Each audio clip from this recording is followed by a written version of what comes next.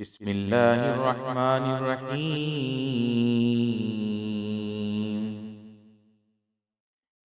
ألف لام ميم. ذلك الكتاب لا ريب فيه هدى للمتقين الذين يؤمنون بالغيب ويقيمون الصلاة ومما رزقناهم ينفقون والذين يؤمنون بما أنزل إليك وما أنزل من قبلك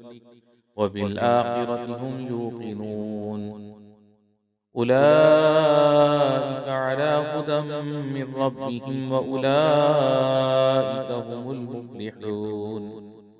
إن الذين كفروا سواء عليهم أأنذرتهم أم لم تنذرهم لا يؤمنون. ختم الله على قلوبهم وعلى سمعهم وعلى أبصارهم غشاوة ولهم عذاب عظيم. ومن الناس من يقول آمنا بالله وباليوم الآخر وما هم بمؤمنين يخادعون الله والذين آمنوا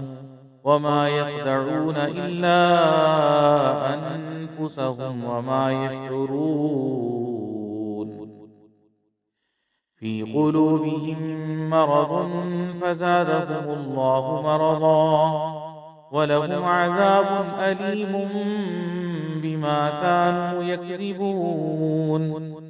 وإذا قيل لهم لا تفسدوا في الأرض قالوا إنما نحن مصلحون.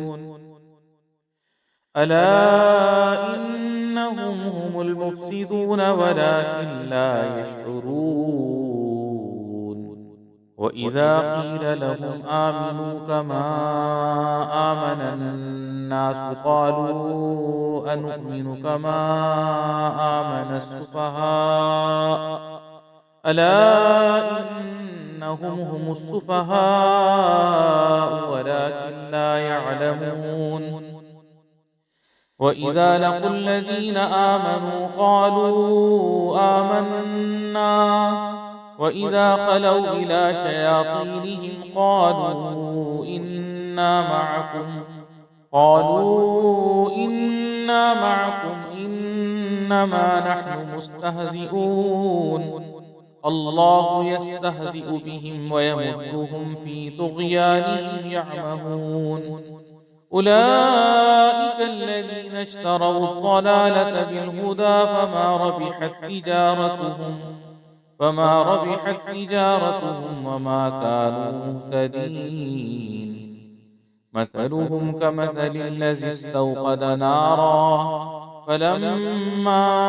أضاءت ما حوله ذهب الله بنورهم وتركهم في ظلمات لا يبصرون. ثم بكم عمي فهم لا يرجعون. أو كصيب من السماء فيه ظلمات ورعد وبرق يجعلون أصابعهم في آذانهم من الصواعق حذر الموت والله محيط بالكافرين. يكاد البرق يخطف أبصارهم كلما أضاء لهم مشوا فيه وإذا أظلم عليهم قاموا ولو شاء الله لذهب بسمعهم وأبصارهم إن الله على كل شيء قدير. يا أيها الناس اعبدوا ربكم الذي خلقكم والذين من قبلكم لعلكم تتقون. الذي جعل لكم الأرض فراشا والسماء بناء وأنزل من السماء ماء فأخرج به من الثمرات رزقا لكم فلا تجعلوا لله أندادا وأنتم تعلمون. وإن كنتم في ريب مما نزلنا على عبدنا فأتوا بسورة من مثله وادعوا شهداءكم من دون الله إن كنتم صادقين.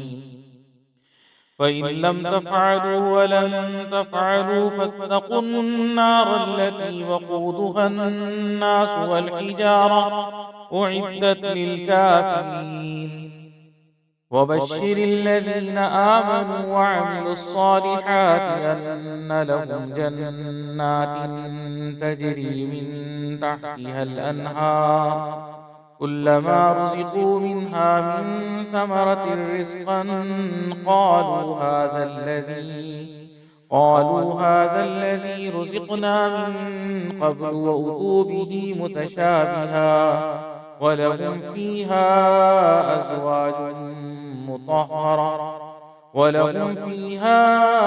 أزواج مطهرة وهم فيها خالدون. إن الله لا يستحيي أن يضرب مثلا ما بعوضة فما فوقها فأما الذين آمنوا فيعلمون أنه الحق من ربهم وأما الذين كفروا فيقولون ماذا أراد الله بهذا مثلا يضل به كثيرا ويهدي به كثيرا وما يضل به إلا الفاسقين الذين ينقضون عهد الله من بعد ميثاقه ويقطعون ما أمر الله به أن يوصل ويفسدون في الأرض أولئك هم الخاسرون. كيف تكفرون بالله وكنتم أمواتا فأحياكم ثم يميتكم ثم يحييكم ثم إليه ترجعون. هو الذي خلق لكم ما في الأرض جميعا ثم استوى إلى السماء فسواهن 7 سماوات وهو بكل شيء عليم. وإذ قال ربك للملائكة إني جاعل في الأرض خليفة قالوا أتجعل فيها من يفسد فيها ويسفك الدماء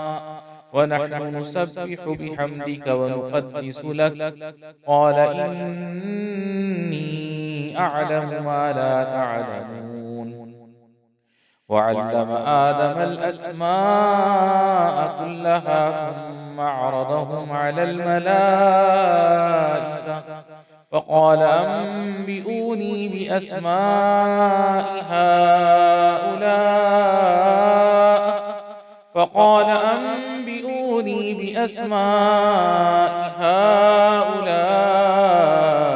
إن كنتم صادقين. قالوا سبحانك لا علم لنا إلا ما علمتنا إنك أنت العليم الحكيم. قال يا آدم أنبئهم بأسمائهم فلما أنبأهم بأسمائهم قال ألم أقل لكم إني أعلم غيب السماوات والأرض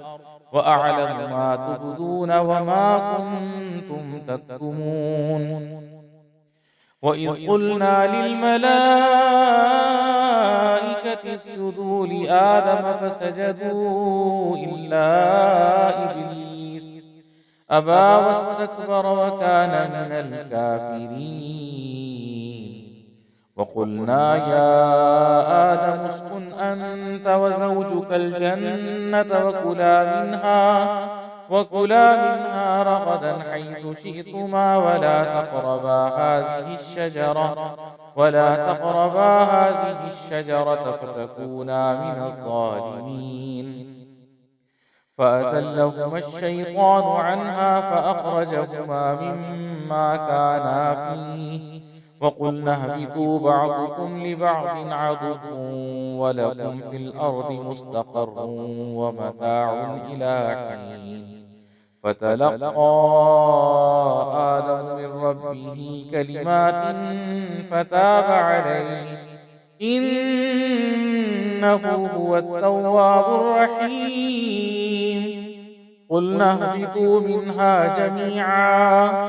فإما يأتينكم مني هدى فمن تبع هداي فلا خوف عليهم ولا هم يحزنون.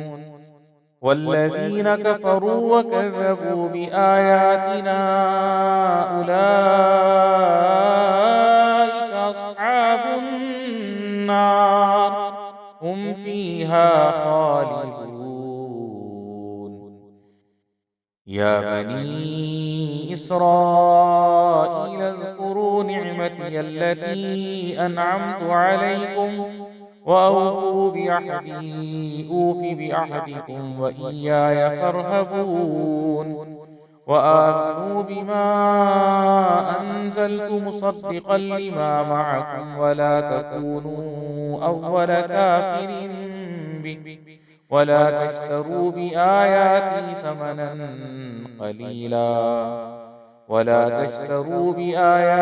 ثمنا قليلا وإياي فاتقون. ولا تلبسوا الحق بالباطل وتكتموا الحق وأنتم تعلمون. وأقيموا الصلاة وآتوا الزكاة واركعوا مع الراكعين. أتأمرون الناس بالبر وتنسون أنفسكم وأنتم تتلون الكتاب أفلا تعقلون. واستعينوا بالصبر والصلاة وإنها لكبيرة إلا على الخاشعين الذين يظنون أنهم ملاقو ربهم وأنهم إليه راجعون. يا بني إسرائيل اذكروا نعمتي التي أنعمت عليكم وأني فضلتكم على العالمين. واتقوا يوما لا تجزي نفس عن نفس شيئا ولا يقبل منها شفاعة ولا يؤخذ منها عدل ولا هم ينصرون. وإذ نجيناكم من آل فرعون يسومونكم سوء العذاب يذبحون أبناءكم ويستحيون نساءكم وفي ذلكم بلاء من ربكم عظيم. وإذ فرقنا بكم البحر فأنجيناكم وأغرقنا آل فرعون وأنتم تنظرون. وإذ واعدنا موسى 40 ليلة ثم اتخذتم العجل من بعده وأنتم ظالمون. ثم عفونا عنكم من بعد ذلك لعلكم تشكرون وإذ آتينا موسى الكتاب والفرقان لعلكم تهتدون وإذ قال موسى لقومه يا قوم إنكم ظلمتم أنفسكم باتخاذكم العجل فتوبوا إلى بارئكم فاقتلوا أنفسكم ذلكم خير لكم عند بارئكم فتاب عليكم إنه هو التواب الرحيم وإذ قلتم يا موسى لن نؤمن لك حتى نرى الله جهرة فأخذتكم الصاعقة وأنتم تنظرون ثم بعثناكم من بعد موتكم لعلكم تشكرون وظللنا عليكم الغمام وأنزلنا عليكم المن والسلوى كلوا من طيبات ما رزقناكم وما ظلمونا ولكن كانوا أنفسهم يظلمون وإذ قلنا ادخلوا هذه القرية فكلوا منها حيث شئتم رغدا وادخلوا الباب سجدا وقولوا حطة نغفر لكم خطاياكم وسنزيد المحسنين فبدل الذين ظلموا قولا غير الذي قيل لهم فأنزلنا على الذين ظلموا رجزا من السماء بما كانوا يفسقون وإذ استسقى موسى لقومه فقلنا اضرب بعصاك الحجر فانفجرت منه 12 عينا قد علم كل أناس مشربهم كلوا واشربوا من رزق الله ولا تعثوا في الأرض مفسدين وإذ قلتم يا موسى لن نصبر على طعام واحد فادع لنا ربك يخرج لنا مما تنبت الأرض من بقلها وقثائها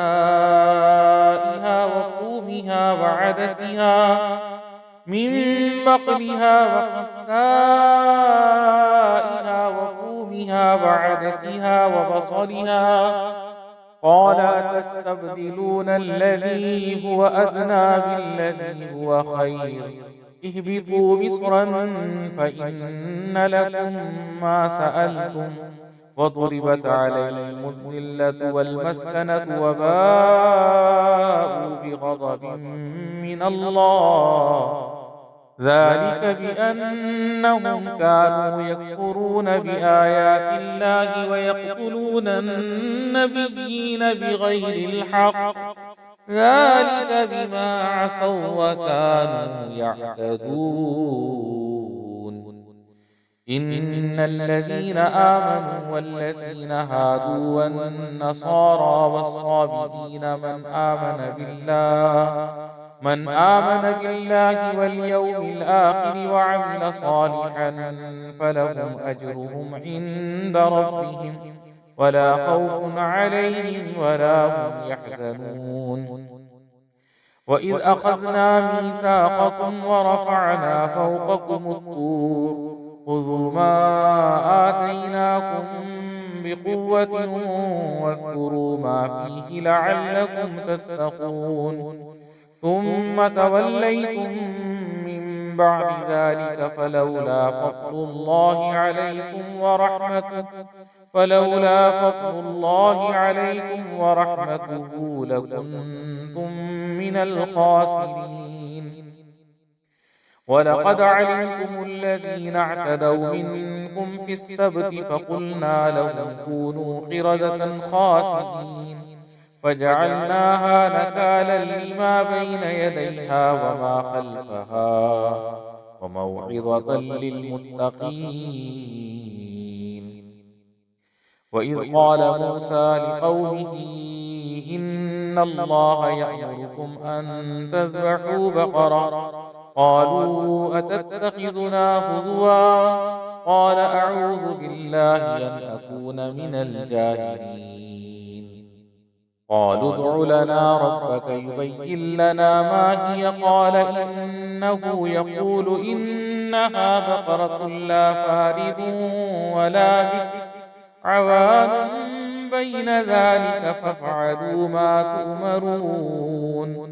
قالوا ادع لنا ربك يبين لنا ما لونها قال إنه يقول إنها بقرة صفراء فاقع لونها تسر الناظرين.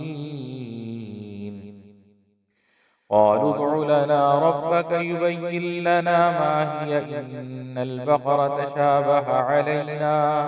وإنا إن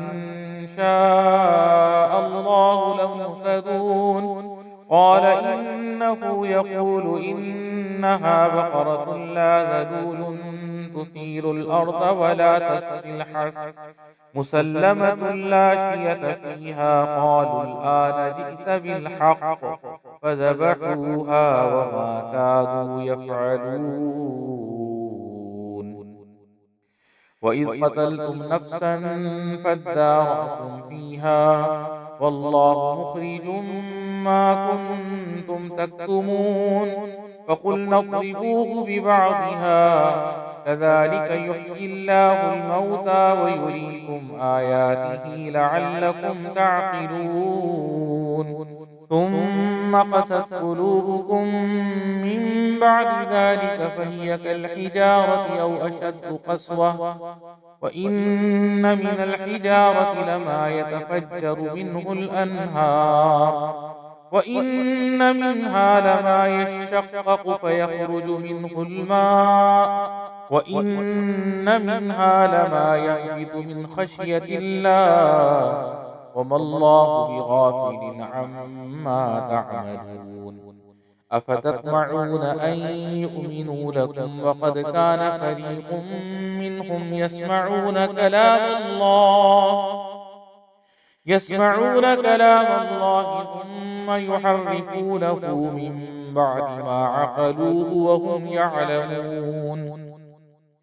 وإذا لقوا الذين آمنوا قالوا آمنا وإذا خلا بعضهم إلى بعض قالوا وتحدثونهم بما فتح الله عليكم ليحاجوكم به عند ربكم أفلا تعقلون. أولا يعلمون أن الله يعلم ما يسرون وما يعلنون. ومنهم أميون لا يعلمون الكتاب إلا أماني وإن هم إلا يظنون. فويل للذين يكتبون الكتاب بأيديهم ثم يقولون هذا من عند الله ليشتروا به ثمنا قليلا فويل لهم مما كتبت أيديهم وويل لهم مما يكسبون. وقالوا لن تمسنا النار إلا أياما معدودة قل أتخذتم عند الله أحدا فلن يخلف الله وعده أم تقولون على الله ما لا تعلمون. بلى من كسب سيئة وأحاطت به خطيئته فأولئك أصحاب النار هم فيها خالدون. والذين آمنوا وعملوا الصالحات أولئك أصحاب الجنة هم فيها خالدون. وإذ أخذنا ميثاق بني إسرائيل لا تعبدون إلا الله وبالوالدين إحسانا وذي القربى واليتامى والمساكين وقولوا للناس حسنا وأقيموا الصلاة وآتوا الزكاة ثم توليتم إلا قليلا منكم وأنتم معرضون. وإذ أخذنا ميثاقكم لا تسفكون دماءكم ولا تخرجون أنفسكم من دياركم ثم أقررتم وأنتم تشهدون. ثم أنتم هؤلاء تقتلون أنفسكم وتخرجون فريقا منكم من ديارهم تظاهرون عليهم بالإثم والعدوان وإن يأتوكم أسارى تفادوهم وهو محرم عليكم إخراجهم. أفتؤمنون ببعض الكتاب وتكفرون ببعض فما جزاء من يفعل ذلك منكم إلا خزي في الحياة الدنيا ويوم القيامة يردون إلى أشد العذاب وما الله بغافل عما تعملون. أولئك الذين اشتروا الحياة الدنيا بالآخرة فلا يخفف عنهم العذاب ولا هم ينصرون. ولقد آتينا موسى الكتاب وقفينا من بعده بالرسل وآتينا عيسى ابن مريم البينات وأيدناه بروح القدس أفكلما جاءكم رسول بما لا تهوى أنفسكم استكبرتم ففريقا كذبتم وفريقا تقتلون. وقالوا قلوبنا غلف بل لعنهم الله بكفرهم فقليلا ما يؤمنون. ولما جاءهم كتاب من عند الله مصدق لما معهم وكانوا من قبل يستفتحون على الذين كفروا فلما جاءهم ما عرفوا كفروا به فلعنة الله على الكافرين. بئس ما اشتروا به أنفسهم أن يكفروا بما أنزل الله بغيا أن ينزل الله من فضله على من يشاء من عباده فباءوا بغضب على غضب وللكافرين عذاب مهين. وإذا قيل لهم آمنوا بما أنزل الله قالوا نؤمن بما أنزل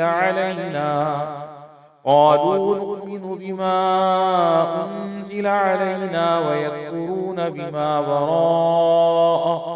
وهو الحق مصدقا لما معهم قل فلم تقتلون أنبياء الله من قبل إن كنتم مؤمنين. ولقد جاءكم موسى بالبينات ثم اتخذتم العجل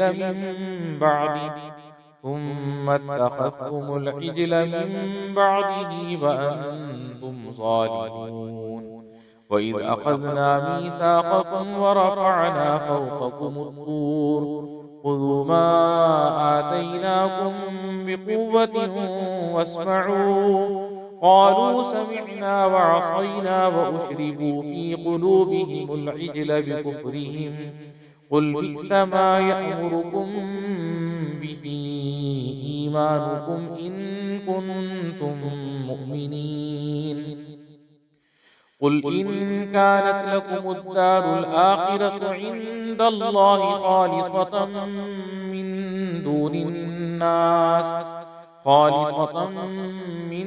دون الناس فتمنوا الموت إن كنتم صادقين.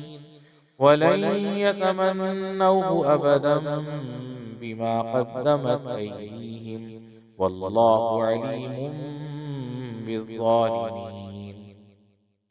ولتجدنهم أحرص الناس على حياة ومن الذين أشركوا يود أحدهم لو يعمر ألف سنة وما هو بمزحزحه من العذاب أن يعمر والله بصير بما يعملون. قل من كان عدوا لجبريل فإنه نزله على قلبك بإذن الله مصدقا لما بين يديه وهدى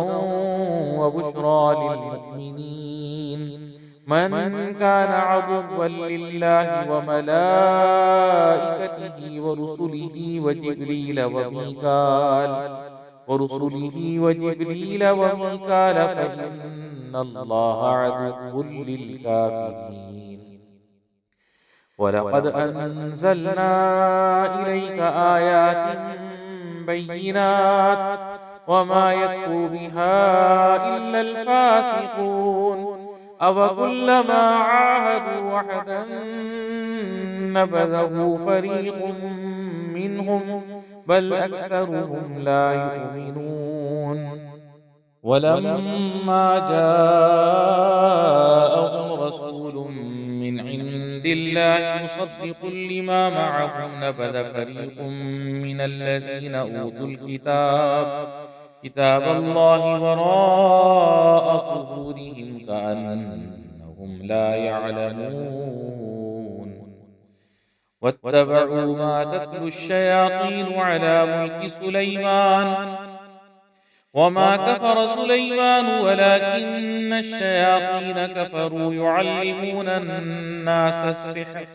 وما أنزل على الملكين ببابل هاروت وماروت وما يعلمان من أحد حتى يقولا إنما نحن فتنة فلا تكفر فيتعلمون منهما ما يفرقون به بين المرء وزوجه وما هم بضارين به من أحد إلا بإذن الله ويتعلمون ما يضرهم ولا ينفعهم ولقد علموا لمن اشتراه ما له في الآخرة من خلاق ولبئس ما شروا به أنفسهم لو كانوا يعلمون. ولو أنهم آمنوا واتقوا لمثوبة من عند الله خير لو كانوا يعلمون. يا أيها الذين آمنوا لا تقولوا راعنا وقولوا انظرنا واسمعوا وللكافرين عذاب أليم. ما يود الذين كفروا من أهل الكتاب ولا المشركين أن ينزل عليكم من خير من ربكم والله يختص برحمته من يشاء والله ذو الفضل العظيم. ما ننسخ من آية أو ننسها نأت بخير منها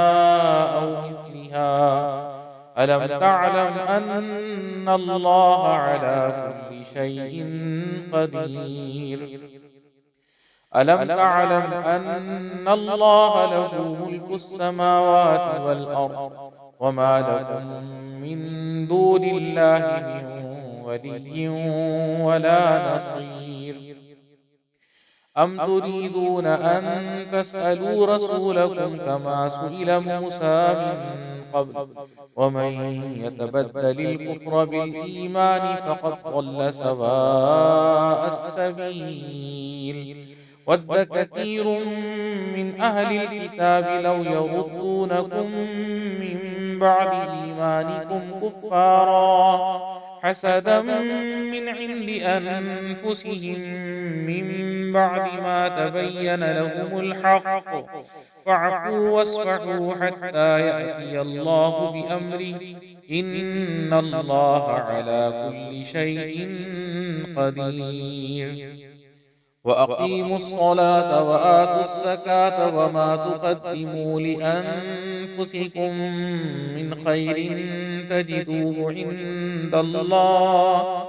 إن الله بما تعملون بصير وقالوا لن يدخل الجنة إلا من كان هودا أو نصارى تلك أمانيهم قل هاتوا برهانكم إن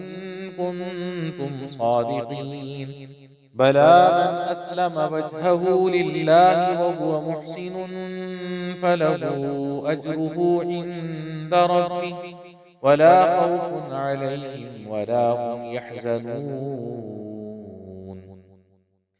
وقالت اليهود ليست النصارى على شيء وقالت النصارى ليست اليهود على شيء وهم يتلون الكتاب كذلك قال الذين لا يعلمون مثل قولهم فالله يحكم بينهم يوم القيامة فيما كانوا فيه يختلفون ومن أظلم ممن منع مساجد الله أن يذكر فيها اسمه وسعى في خرابها أولئك ما كان لهم أن يدخلوها إلا خائفين لهم في الدنيا خزي ولهم في الآخرة عذاب عظيم ولله المشرق والمغرب فأينما تولوا فثم وجه الله إن الله واسع عليم فقالوا اتخذ الله ولدا سبحانه بل له ما في السماوات والأرض كل له قانتون بديع السماوات والأرض وإذا قضى أمرا فإنما يقول له كن فيكون وقال الذين لا يعلمون لولا يكلمنا الله أو تأتينا آية كذلك قال الذين من قبلهم مثل قولهم تشابهت قلوبهم قد بينا الآيات لقوم يوقنون إنا أرسلناك بالحق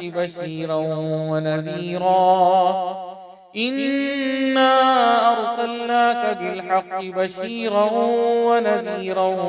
ولا تسأل عن أصحاب الجحيم ولن ترضى عنك اليهود ولا النصارى حتى تتبع ملتهم قل إن هدى الله هو الهدى ولئن اتبعت أهواءهم بعد الذي جاءك من العلم ما لك من الله من ولي ولا نصير الذين آتيناهم الكتاب يتلونه حق تلاوته أولئك يؤمنون به ومن يكفر به فأولئك هم الخاسرون يا بني إسرائيل نعمتي التي أنعمت عليكم وأني فضلتكم على العالمين. واتقوا يوما لا تجزي نفس عن نفس شيئا ولا يقبل منها عدل ولا تنفعها شفاعة ولا هم ينصرون. وإذ ابتلى إبراهيم ربه بكلمات فأتمهن قال إني جاعلك للناس إماما قال ومن ذريتي قال لا ينال عهد الظالمين. وإذ جعلنا البيت مثابة للناس وأمنا واتخذوا من مقام إبراهيم مصلى وعهدنا إلى إبراهيم وإسماعيل أن طهر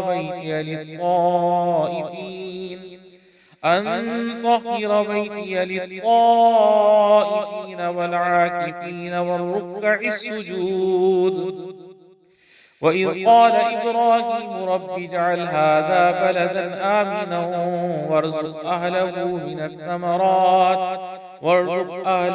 من الثمرات من آمن منهم بالله واليوم الآخر قال ومن كفر فأمتعه قليلا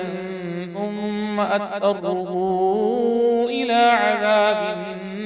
النار وبئس المصير. وإذ يرفع إبراهيم القواعد من البيت وإسماعيل ربنا تقبل منا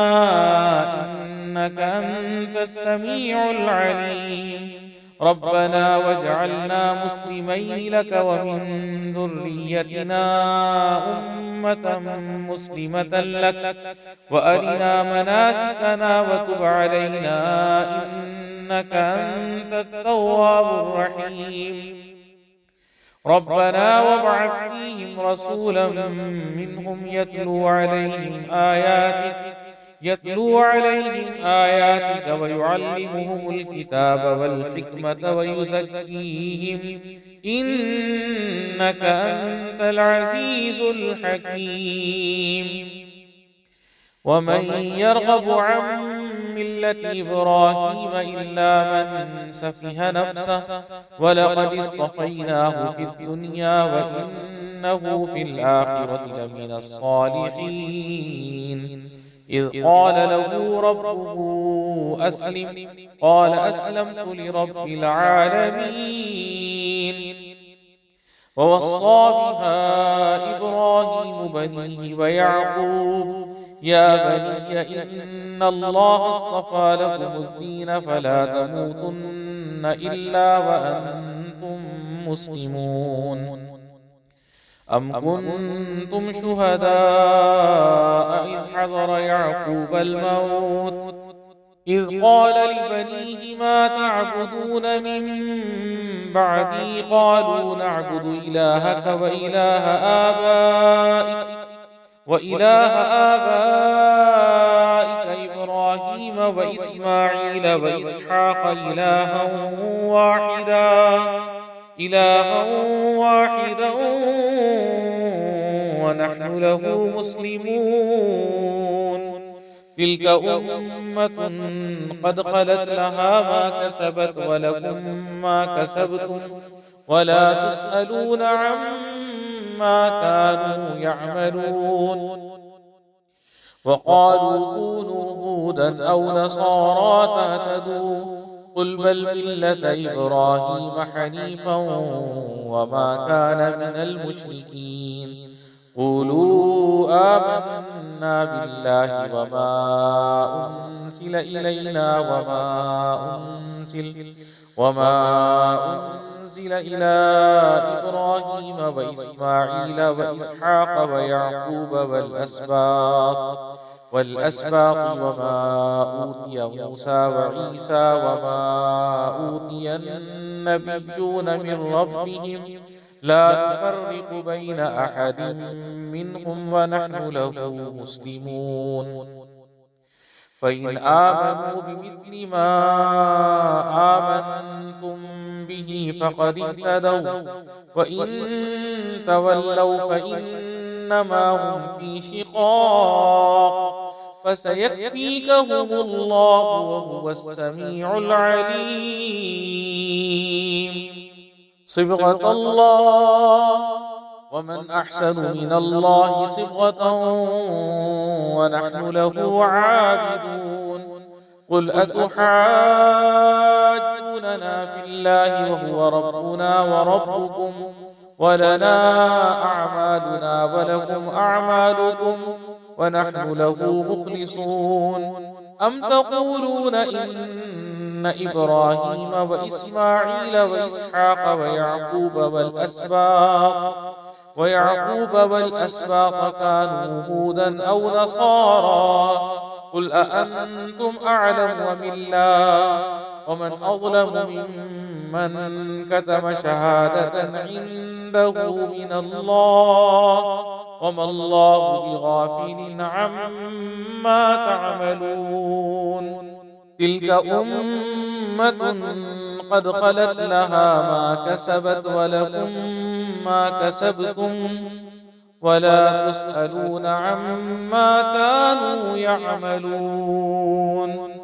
سيقول السفهاء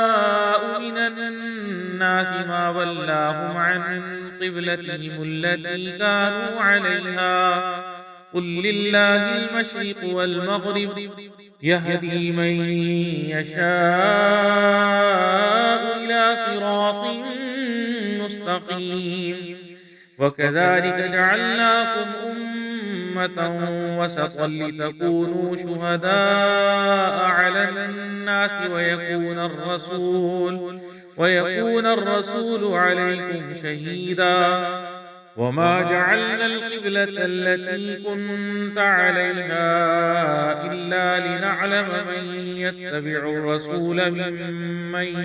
ينقلب على عقبيه، وإن كانت لكبيرة إلا على الذين هدى الله، وما كان الله ليضيع إيمانكم إن الله بالناس لرؤوف رحيم. قد نرى تقلب وجهك في السماء فلنولينك قبلة ترضاها، فول وجهك شطر المسجد الحرام، وحيث ما كنتم فولوا وجوهكم شطره، وإن الذين أوتوا الكتاب ليعلمون أنه الحق من ربهم، وما الله بغافل عما يعملون. ولئن أتيت الذين أوتوا الكتاب بكل آية ما تبعوا قبلتك، وما أنت بتابع قبلتهم وما بعضهم بتابع قبلة بعض، ولئن اتبعت أهواءهم من بعد ما جاءك من العلم إنك إذا لمن الظالمين. الذين آتيناهم الكتاب يعرفونه كما يعرفون أبناءهم، وإن فريقا منهم ليكتمون الحق وهم يعلمون. الحق من ربك فلا تكونن من الممترين. ولكل وجهة هو موليها فاستبقوا الخيرات أينما تكونوا يأت بكم الله جميعا إن الله على كل شيء قدير. ومن حيث خرجت فول وجهك شطر المسجد الحرام وإنه للحق من ربك وما الله بغافل عما تعملون. ومن حيث خرجت فول وجهك شطر المسجد الحرام وحيث ما كنتم فولوا وجوهكم شطرة لئلا يكون للناس عليكم حجة إلا الذين ظلموا منهم فلا تخشوهم واخشوني وليتم نعمتي عليكم ولعلكم تهتدون كما أرسلنا فيكم رسولا منكم يتلو عليكم آياتنا ويزكيكم ويعلمكم الكتاب والحكمة ويعلمكم ما لم تكونوا تعلمون واذكروني يذكركم واشكروا لي ولا تكفرون يا أيها الذين آمنوا استعينوا بالصبر والصلاة إن الله مع الصابرين ولا تقولوا لمن يقتل في سبيل الله أموات بل أحياء ولكن لا تشعرون ولنبلونكم بشيء من الخوف والجوع ونقص من الأموال والأنفس والثمرات وبشر الصابرين الذين إذا أصابتهم مصيبة قالوا إنا لله وإنا إليه راجعون أولئك عليهم صلوات من ربهم ورحمة وأولئك هم المهتدون إن الصفا والمروة من شعائر الله فمن حج البيت أو اعتمر فلا جناح عليه أن يطوف بهما ومن تطوع خيرا فإن الله شاكر عليم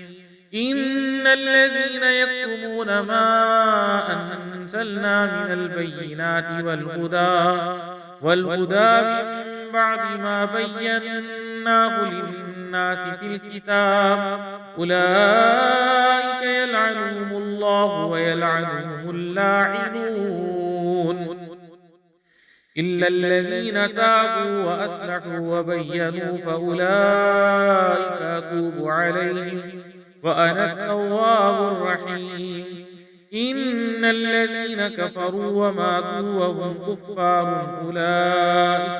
أولئك عليهم لعنة الله والملائكة والناس أجمعين خالدين فيها لا يخفف عنهم العذاب ولا هم ينظرون وإلهكم إله واحد لا إله إلا هو الرحمن الرحيم إن في خلق السماوات والأرض واختلاف الليل والنهار والفلك التي تجري في البحر بما ينفع الناس وما أنزل الله من السماء من ماء فأحيا به الأرض بعد موتها وبث فيها من كل دابة وتصريف الرياح والسحاب المسخر بين السماء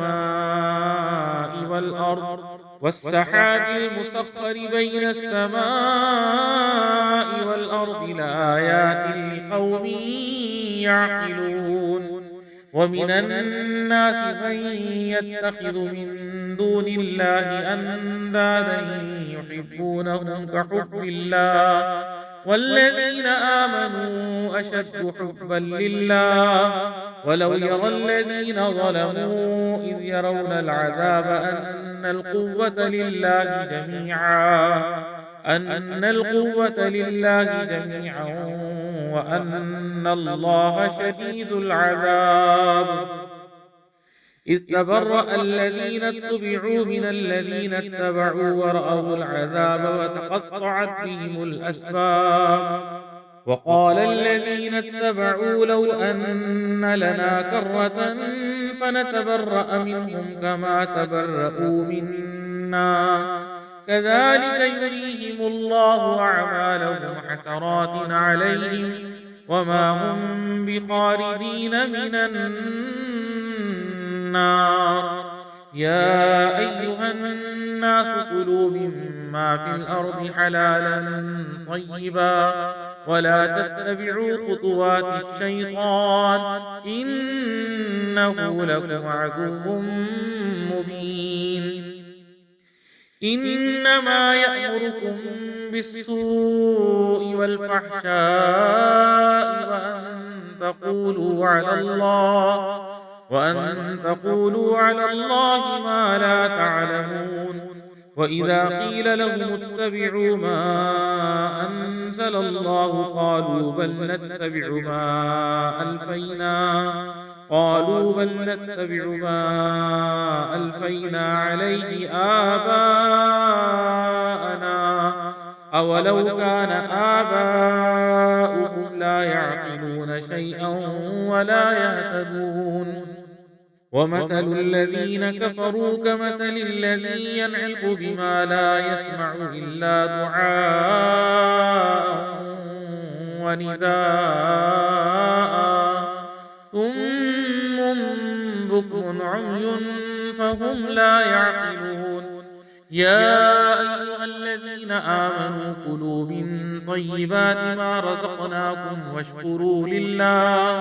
واشكروا لله إن كنتم إياه تعبدون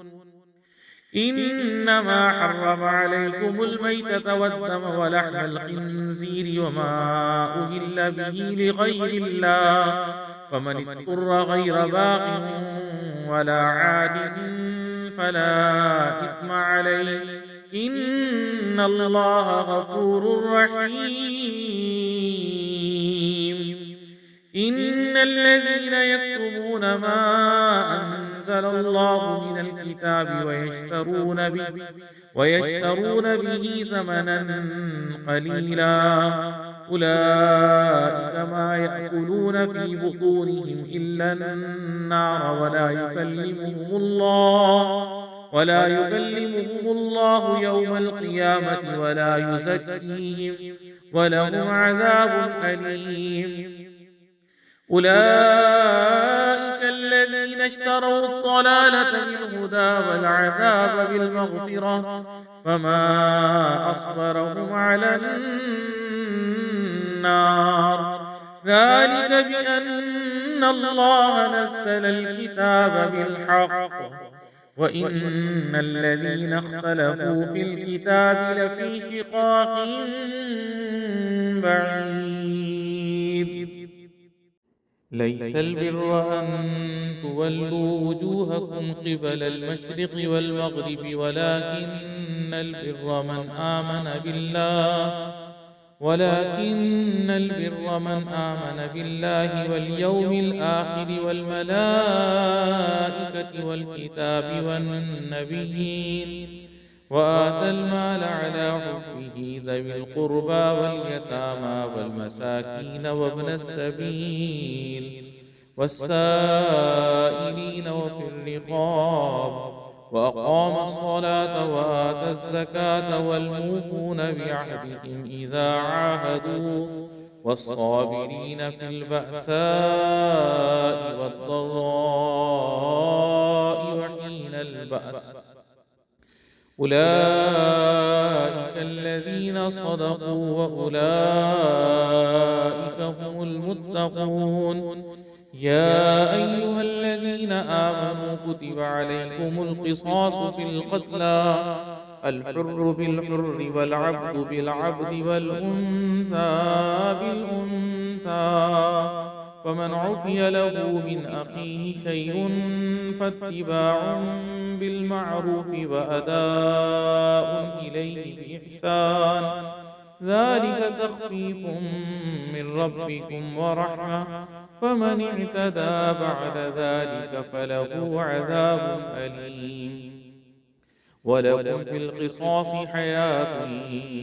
يا أولي الألباب لعلكم تتقون. كتب عليكم إذا حضر أحدكم الموت إن ترك خيرا الوصية للوالدين والأقربين بالمعروف حقا على المتقين. فمن بدله بعدما سمعه فإنما إثمه على الذين يبدلونه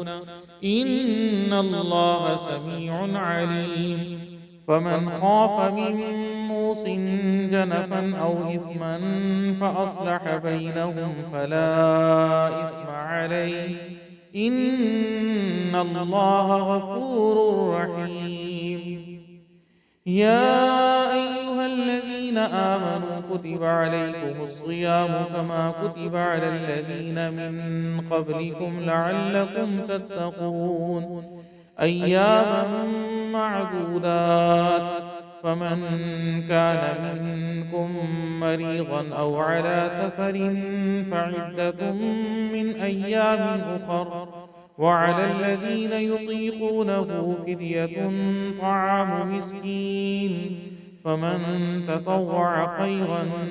فهو خير له وأن تصوموا خير لكم إن كنتم تعلمون. شهر رمضان الذي أنزل فيه القرآن هدى للناس وبينات من الهدى والفرقان. فمن شهد منكم الشهر فليصم. ومن كان مريضا أو على سفر فعدة من أيام أخر. يريد الله بكم اليسر ولا يريد بكم العسر ولتكملوا العدة ولتكبروا الله على ما هداكم ولعلكم تشكرون. وإذا سألك عبادي عني فإني قريب أجيب دعوة الداع إذا دعاني فليستجيبوا لي وليؤمنوا بي لعلهم يرشدون. أحل لكم ليلة الصيام الرفث إلى نسائكم هن لباس لكم وأنتم لباس لهن. علم الله أنكم كنتم تختانون أنفسكم فتاب عليكم وعفى عنكم فالآن باشروهن وابتغوا ما كتب الله لكم وكلوا واشربوا حتى يتبين لكم الخيط الأبيض من الخيط الأسود من الفجر ثم أتموا الصيام إلى الليل ولا تباشروهن وأنتم عاكفون في المساجد تلك حدود الله فلا تقربوها كذلك يبين الله آياته للناس لعلهم يتقون. ولا تأكلوا أموالكم بينكم بالباطل وتدلوا بها إلى الحكام لتأكلوا فريقا من أموال الناس بالإثم وأنتم تعلمون. يسألونك عن الأهلة قل هي مواقيت للناس والحج وليس البر بأن تأتوا البيوت من ظهورها ولكن البر من اتقى وأتوا البيوت من أبوابها واتقوا الله لعلكم تفلحون. وقاتلوا في سبيل الله الذين يقاتلونكم ولا تعتدوا إن الله لا يحب المعتدين. واقتلوهم حيث ثقفتموهم وأخرجوهم من حيث أخرجوكم والفتنة أشد من القتل ولا تقاتلوهم عند المسجد الحرام حتى يقاتلوكم فيه فإن قاتلوكم فاقتلوهم كذلك جزاء الكافرين فإن انتهوا فإن الله غفور رحيم وقاتلوهم حتى لا تكون فتنة ويكون الدين لله فإن انتهوا فلا عدوان إلا على الظالمين الشهر الحرام بالشهر الحرام والحرمات قصاص فمن اعتدى عليكم فاعتدوا عليه بمثل ما اعتدى عليكم واتقوا الله واعلموا أن الله مع المتقين وأنفقوا في سبيل الله ولا تلقوا بأيديكم إلى التهلكة وأحسنوا إن الله يحب المحسنين وأتموا الحج والعمرة لله فإن أحصرتم فما استيسر من الهدي ولا تحلقوا رؤوسكم حتى يبلغ الهدي محله فمن كان منكم مريضا أو به أذى من رأسه ففدية من صيام أو صدقة أو نسك فإذا أمنتم فمن تمتع بالعمرة إلى الحج فما استيسر من الهدي فمن لم يجد فصيام 3 أيام في الحج و7 إذا رجعتم تلك 10 كاملة ذلك لمن لم يكن أهله حاضر المسجد الحرام واتقوا الله واعلموا أن الله شديد العقاب الحج أشهر معلومات فمن فرض فيهن الحج فلا رفث ولا فسوق ولا جدال في الحج وما تفعلوا من خير يعلمه الله وتزودوا فإن خير الزاد التقوى واتقون يا أولي الألباب ليس عليكم جناح أن تبتغوا فضلا من ربكم فإذا أفضتم من عرفات فاذكروا الله عند المشعر الحرام واذكروه كما هداكم وإن كنتم من قبله لمن الضالين ثم أفيضوا من حيث أفاض الناس واستغفروا الله إن الله غفور رحيم فإذا قضيتم مناسككم فاذكروا الله كذكركم آباءكم أو أشد ذكرا فمن الناس من يقول ربنا آتنا في الدنيا وما له في الآخرة من خلاق ومنهم من يقول ربنا آتنا في الدنيا حسنة وفي الآخرة حسنة وقنا عذاب النار أولئك لهم نصيب مما كسبوا والله سريع الحساب واذكروا الله في أيام معدودات فمن تعجل في يومين فلا إثم عليه ومن تأخر فلا إثم عليه لمن اتقى واتقوا الله واعلموا أنكم إليه تحشرون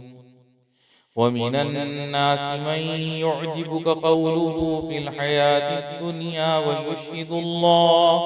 ويشهد الله على ما في قلبه وهو ألد الخصام وإذا تولى سعى في الأرض ليفسد فيها ويهلك الحرث والنسل والله لا يحب الفساد. وإذا قيل له اتق الله أخذته العزة بالإثم فحسبه جهنم ولبئس المهاد. ومن الناس من يشري نفسه ابتغاء مرضات الله والله رؤوف بالعباد. يا أيها الذين آمنوا ادخلوا في السلم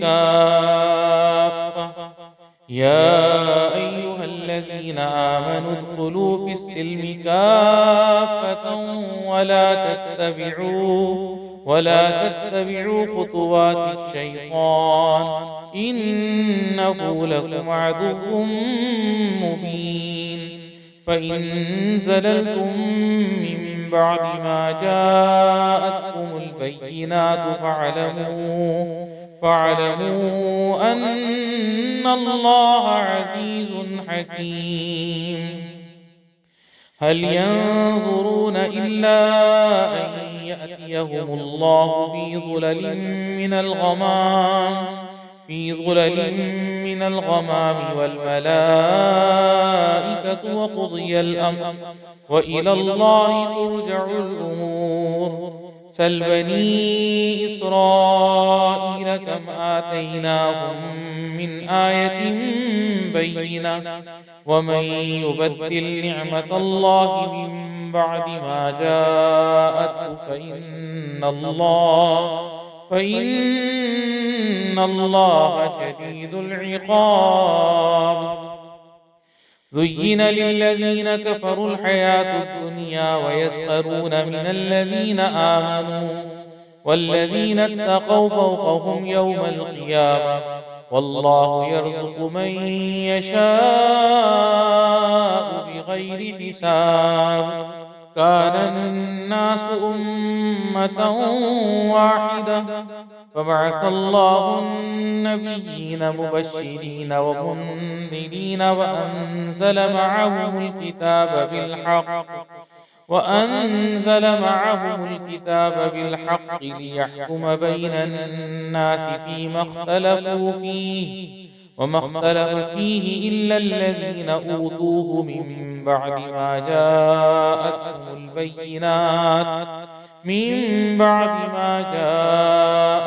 البينات بغيا بينهم فهدى الله الذين آمنوا لما اختلفوا فيه من الحق بإذنه والله يهدي من يشاء إلى صراط مستقيم. أم حسبتم أن تدخلوا الجنة ولما يأتكم مثل الذين خلوا من قبلكم مستهم البأساء والضراء وزلزلوا حتى يقول الرسول والذين آمنوا معه متى نصر الله ألا إن نصر الله قريب. يسألونك ماذا ينفقون قل ما أنفقتم من خير فللوالدين والأقربين واليتامى والمساكين وابن السبيل وما تفعلوا من خير فإن الله به عليم. كتب عليكم القتال وهو كره لكم وعسى أن تكرهوا شيئا وهو خير لكم وعسى أن تحبوا شيئا وهو شر لكم والله يعلم وأنتم لا تعلمون. يسألونك عن الشهر الحرام قتال فيه قل قتال فيه كبير وصد عن سبيل الله وكفر به والمسجد الحرام وإخراج أهله منه أكبر عند الله والفتنة أكبر من القتل ولا يزالون يقاتلونكم حتى يردوكم عن دينكم إن استطاعوا ومن يرتد منكم عن دينه فيمت وهو كافر فأولئك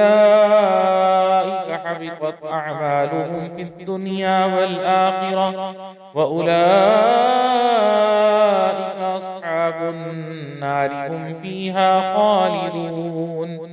إن الذين آمنوا والذين هاجروا وجاهدوا في سبيل الله أولئك يرجون رحمة الله والله غفور رحيم يسألونك عن الخمر والميسر قل فيهما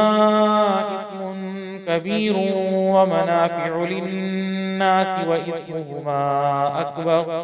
وإثمهما أكبر من نفعهما ويسألونك ماذا ينفقون قل العفو كذلك يبين الله لكم الآيات لعلكم تتفكرون في الدنيا والآخرة ويسألونك عن اليتامى قل إصلاح لهم خير وإن تخالطوهم فإخوانكم والله يعلم المفسد من المصلح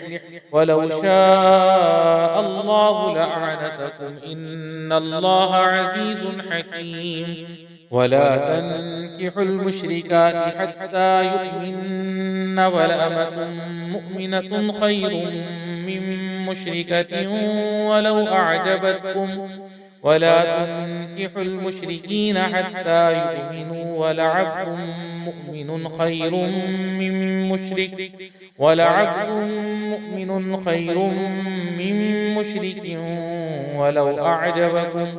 أولئك يدعون إلى النار والله يدعو إلى الجنة والمغفرة بإذنه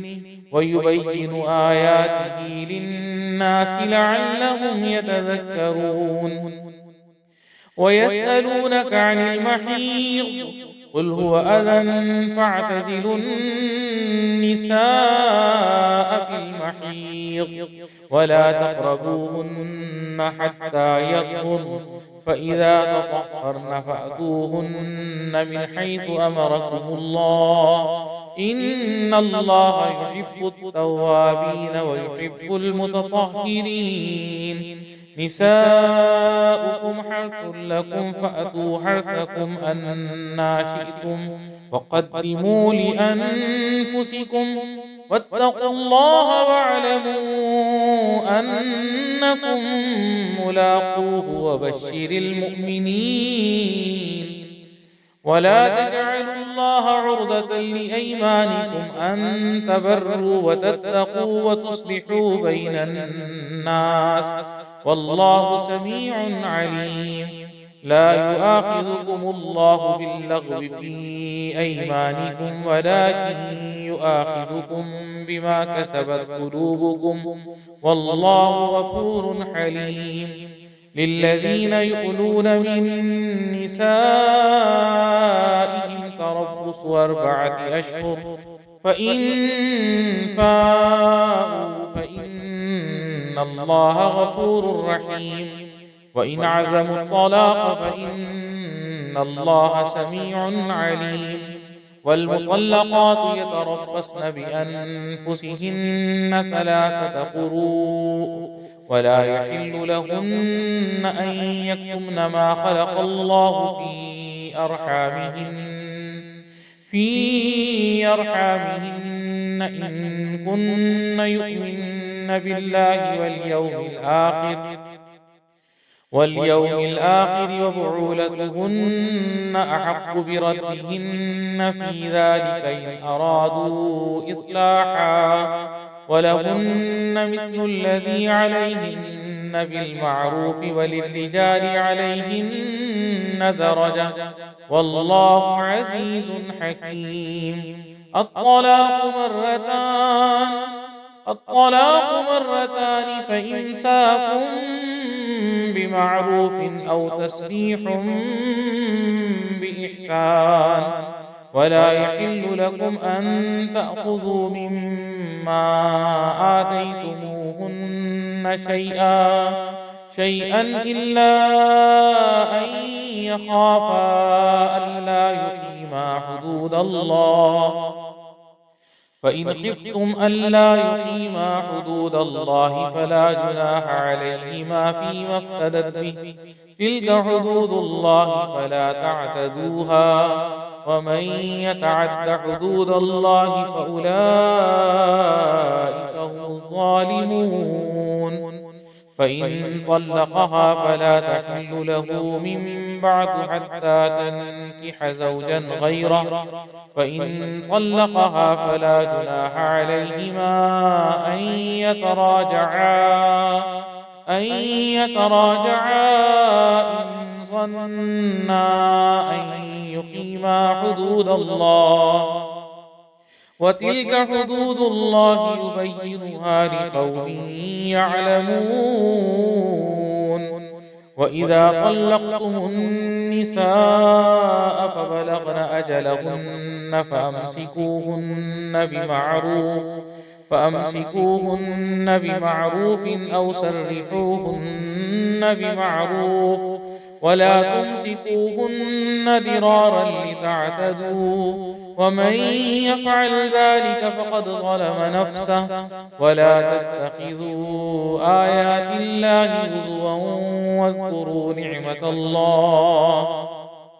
واذكروا نعمة الله عليكم وما أنزل عليكم من الكتاب والحكمة يعظكم به واتقوا الله واعلموا أن الله بكل شيء عليم وإذا طلقتم النساء فبلغن أجلهن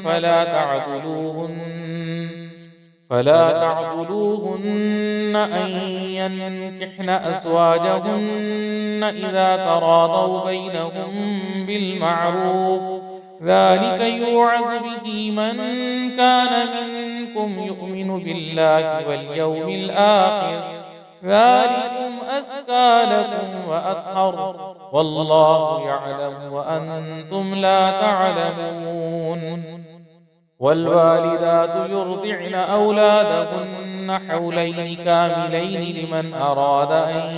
يتم الرضاعة وعلى المولود له رزقهن وكسوتهن بالمعروف لا تكلف نفس إلا وسعها لا تضار والدة بولدها ولا مولود له بولده وعلى الوارث مثل ذلك فإن أرادا فصالا عن تراض منهما وتشاور فلا جناح عليهما وإن أردتم أن تسترضعوا أولادكم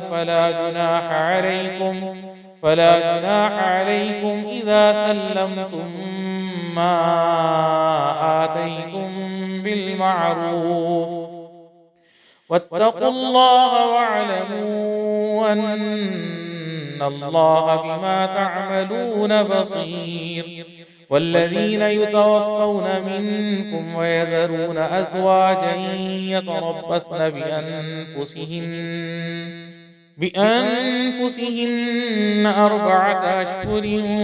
و10 فإذا بلغن أجلهن فلا جناح عليكم فيما فعلن في أنفسهن بالمعروف والله بما تعملون خبير ولا جناح عليكم فيما عرضتم به من خطبة النساء أو أكننتم في أنفسكم علم الله أنكم ستذكرونهن ولكن لا تواعدوهن سرا إلا أن تقولوا قولا معروفا ولا تعزموا عقدة النكاح حتى يبلغ الكتاب أجله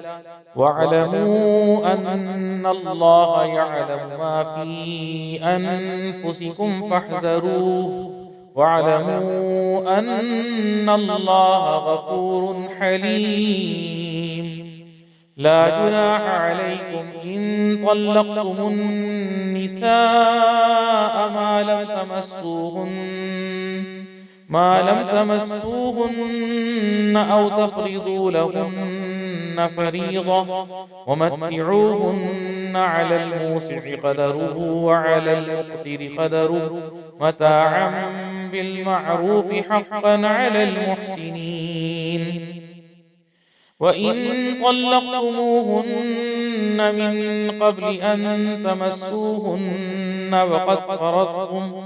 وقد فرضتم لهن فريضة فنصف ما فرضتم إلا أن يعفون أو يعفو الذي بيده عقدة النكاح وأن تعفوا أقرب للتقوى ولا تنسوا الفضل بينكم إن الله بما تعملون بصير حافظوا على الصلوات والصلاة الوسطى وقوموا لله قانتين فإن خفتم فرجالا أو ركبانا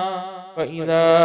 أمنتم فاذكروا الله كما علمكم ما لم تكونوا تعلمون والذين يتوفون منكم ويذرون أزواجا وصية لأزواجهم متاعا إلى الحول غير إخراج فإن خرجن فلا جناح عليكم فيما فعلن في أنفسهن من معروف والله عزيز حكيم وللمطلقات متاع بالمعروف حقا على المتقين كذلك يبين الله لكم آياته لعلكم تعقلون ألم تر إلى الذين خرجوا من ديارهم وهم ألوف حذر الموت فقال لهم الله موتوا ثم أحياهم إن الله لذو فضل على الناس ولكن أكثر الناس لا يشكرون وقاتلوا في سبيل الله واعلموا أن الله سميع عليم من ذا الذي يقرض الله قرضا حسنا فيضاعفه له أضعافا كثيرة والله يقبض ويبسط وإليه ترجعون ألم تر إلى الملأ من بني إسرائيل من بعد موسى إذ قالوا لنبي له ابعث لنا ملكا نقاتل في سبيل الله قال هل عسيتم إن كتب عليكم القتال ألا تقاتلوا قالوا وما لنا ألا نقاتل في سبيل الله وقد أخرجنا من ديارنا وأبنائنا فلما كتب عليهم القتال تولوا إلا قليلا منهم والله عليم بالظالمين وقال لهم نبيهم إن الله قد بعث لكم طالوت ملكا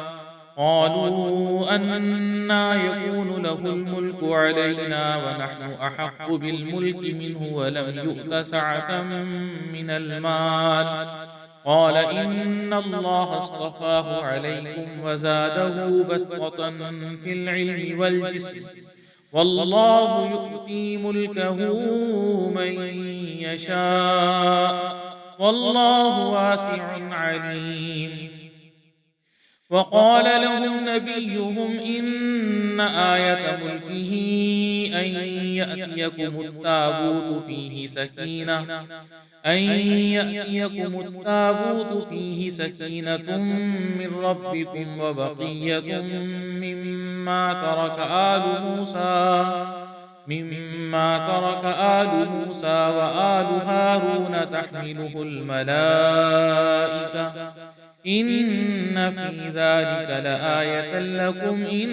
كنتم مؤمنين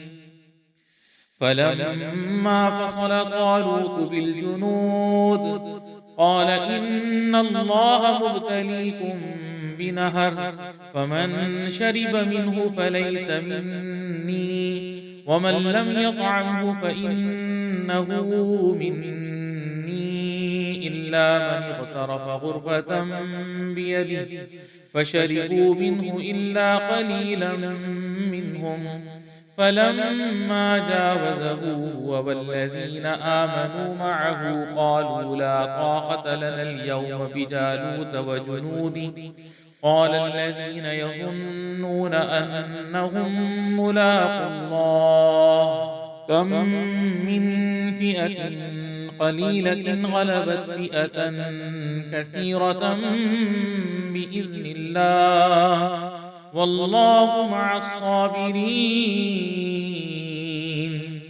ولما برزوا لجالوت وجنوده قالوا ربنا أفرغ علينا صبرا وثبت أقدامنا وانصرنا على القوم الكافرين فهزموهم بإذن الله وقتل داود جالوت وآتاه الله الملك والحكمة وعلمه مما يشاء ولولا دفع الله الناس بعضهم ببعض لفسدت الأرض ولكن الله ذو فضل على العالمين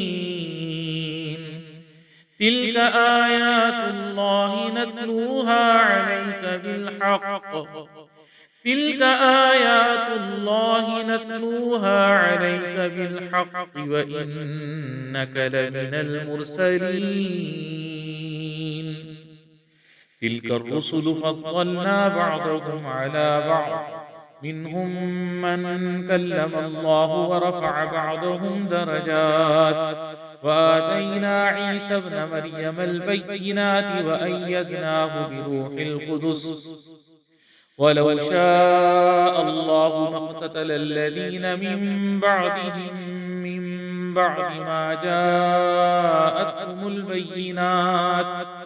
من بعد ما جاءتهم البينات ولكن اختلفوا فمنهم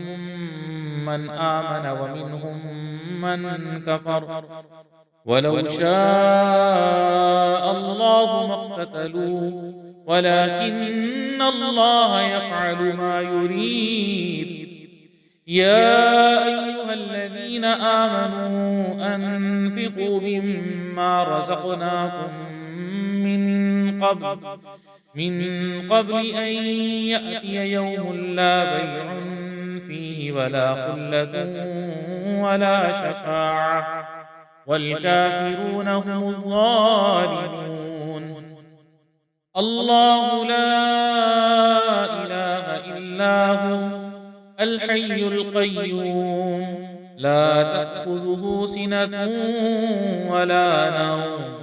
له ما في السماوات وما في الأرض من ذا الذي يشفع عنده إلا بإذنه يعلم ما بين أيديهم وما خلفهم ولا يحيطون بشيء من علمه إلا بما شاء وسع كرسيه السماوات والأرض ولا يؤوده حفظهما وهو العلي العظيم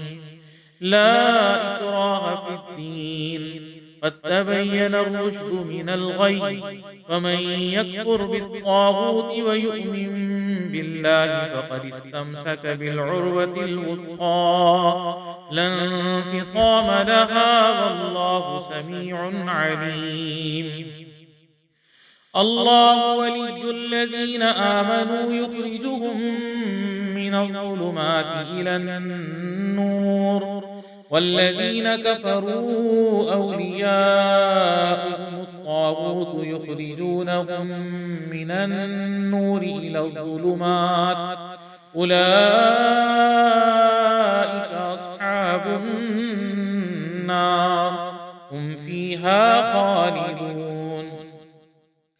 ألم تر إلى الذي حاج إبراهيم في ربه أن آتاه الله الملك إذ قال إبراهيم ربي الذي يحيي ويميت قال أنا أحيي وأميت قال إبراهيم فإن الله يأتي بالشمس من المشرق فأت بها من المغرب فبهت الذي كفر والله لا يهدي القوم الظالمين. أو كالذي مر على قرية وهي خاوية على عروشها قال أنى يحيي هذه الله بعد موتها فأماته الله 100 عام ثم بعثه قال كم لبثت قال لبثت يوما أو بعض يوم قال بل لبثت 100 عام فانظر إلى طعامك وشرابك لم يتسنه وانظر إلى حمارك ولنجعلك آية للناس وانظر إلى العظام كيف ننشزها ثم نكسوها لحما فلما تبين له قال أعلم أن الله على كل شيء قدير. وإذ قال إبراهيم رب أرني كيف تحيي الموتى قال أولم تؤمن قال بلى ولكن ليطمئن قلبي قال فخذ 4 من الطير فصرهن إليك ثم اجعل على كل جبل منهن جزءا ثم ادعهن يأتينك سعيا واعلم أن الله عزيز حكيم. مثل الذين ينفقون أموالهم في سبيل الله كمثل حبة أنبتت 7 سنابل في كل سنبلة 100 حبة والله يضاعف لمن يشاء والله واسع عليم. الذين ينفقون أموالهم في سبيل الله ثم لا يتبعون ما أنفقوا منا ولا أذى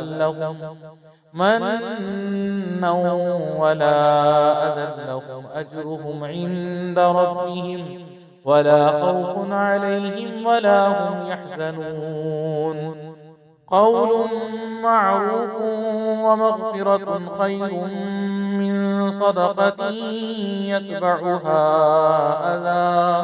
والله غني حليم. يا أيها الذين آمنوا لا تبطلوا صدقاتكم بالمن والأذى كالذي ينفق ماله رئاء الناس ولا يؤمن بالله واليوم الآخر فمثله كمثل صفوان عليه تراب فأصابه وابل فتركه صلدا لا يقدرون على شيء مما كسبوا والله لا يهدي القوم الكافرين. ومثل الذين ينفقون أموالهم ابتغاء مرضات الله وتثبيتا من أنفسهم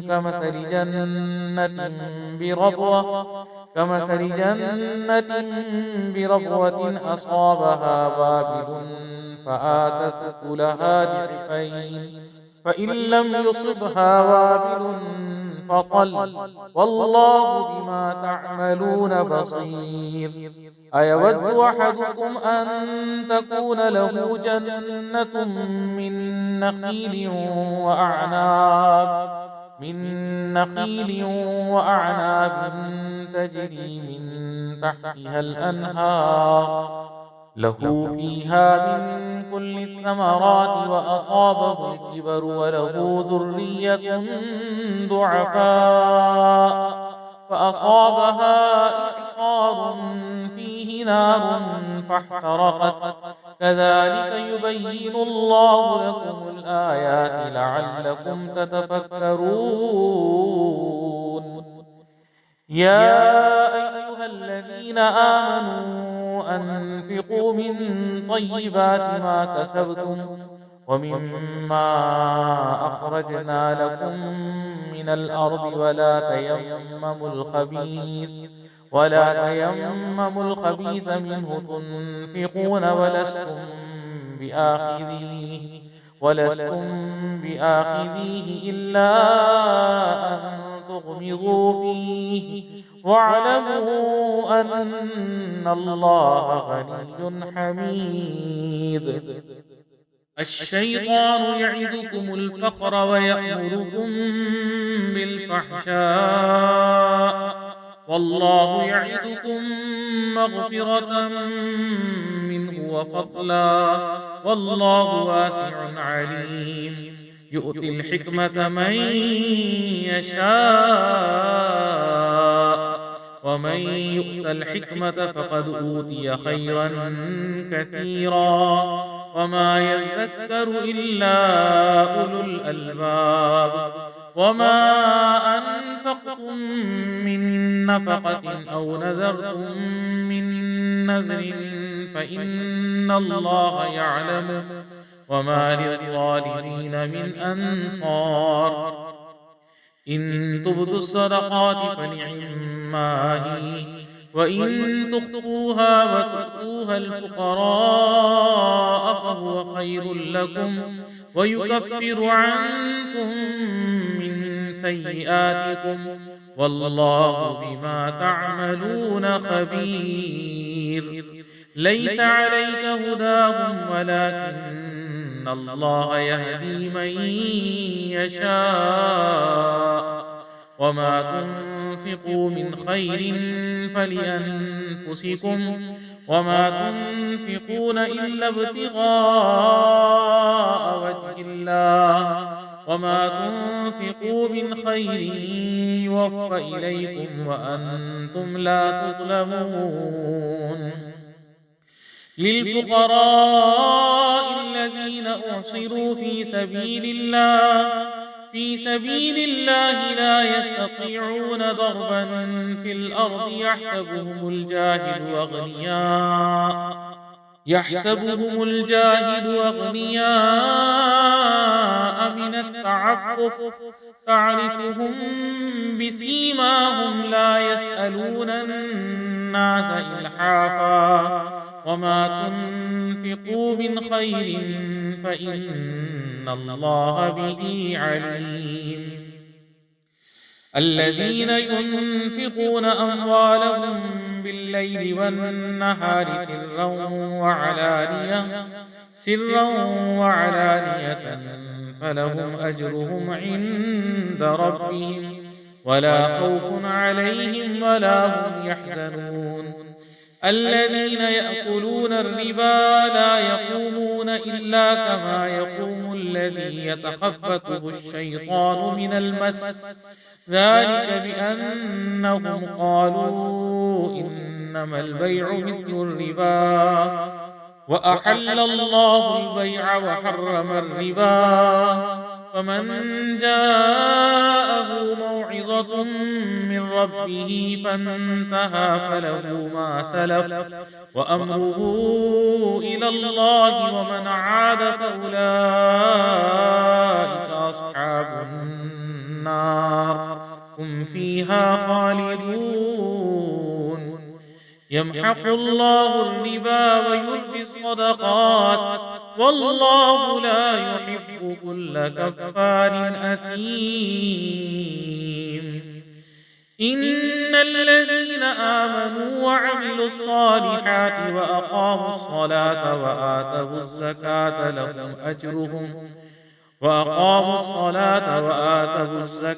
لهم أجرهم عند ربهم ولا خوف عليهم ولا هم يحزنون يا أيها الذين آمنوا اتقوا الله وذروا ما بقي من الربا إن كنتم مؤمنين فإن لم تفعلوا فأذنوا بحرب من الله ورسوله وإن تبتم فلكم رؤوس أموالكم لا تظلمون ولا تظلمون وإن كان ذو عسرة فنظرة إلى ميسرة وأن تصدقوا خير لكم إن كنتم تعلمون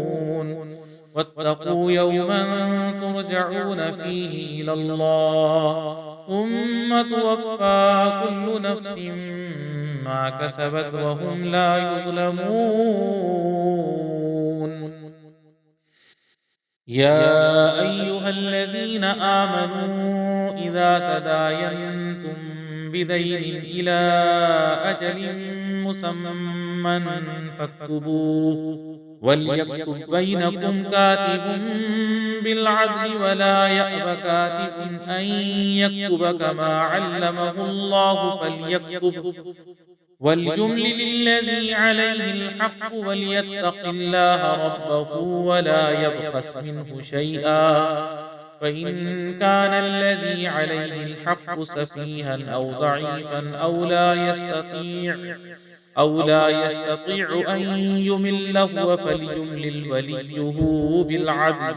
واستشهدوا شهيدين من رجالكم فإن لم يكونا رجلين فرجل وامرأتان ممن ترضون من الشهداء أن تضل إحداهما فتذكر إحداهما الأخرى ولا يأبى الشهداء إذا ما دعوا ولا تسأموا أن تكتبوه صغيرا أو كبيرا إلى أجل ذلكم أقسط عند الله وأقوم للشهادة وأدنى ألا ترتابوا إلا أن تكون تجارة حاضرة تديرونها بينكم فليس عليكم جناح ألا تكتبوها وأشهدوا إذا تبايعتم ولا يضار كاتب ولا شهيد وإن تفعلوا فإنه فسوق بكم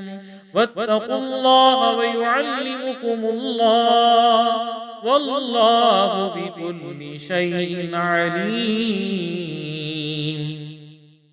وإن كنتم على سفر ولم تجدوا كاتبا فرهان مقبوضة فإن أمن بعضكم بعضا فليؤد الذي اؤتمن أمانته وليتق الله ربه ولا تكتموا الشهادة ومن يكتمها فإنه آثم قلبه والله بما تعملون عليم لله ما في السماوات وما في الأرض وإن تبدوا ما في أنفسكم أو تخفوه يحاسبكم به الله فيغفر لمن يشاء ويعذب من يشاء والله على كل شيء قدير. آمن الرسول بما أنزل إليه من ربه والمؤمنون كل آمن بالله وملائكته وكتبه ورسله لا نفرق بين أحد من رسله وقالوا سمعنا وأطعنا غفرانك ربنا وإليك المصير. لا يكلف الله نفسا إلا وسعها لها ما كسبت وعليها ما اكتسبت ربنا لا تؤاخذنا إن نسينا أو أخطأنا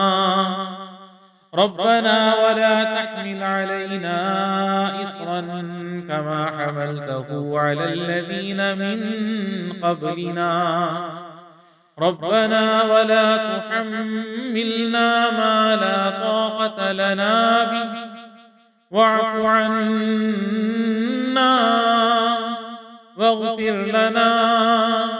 وارحمنا واعف عنا واغفر لنا وارحمنا أنت مولانا فانصرنا على القوم الكافرين.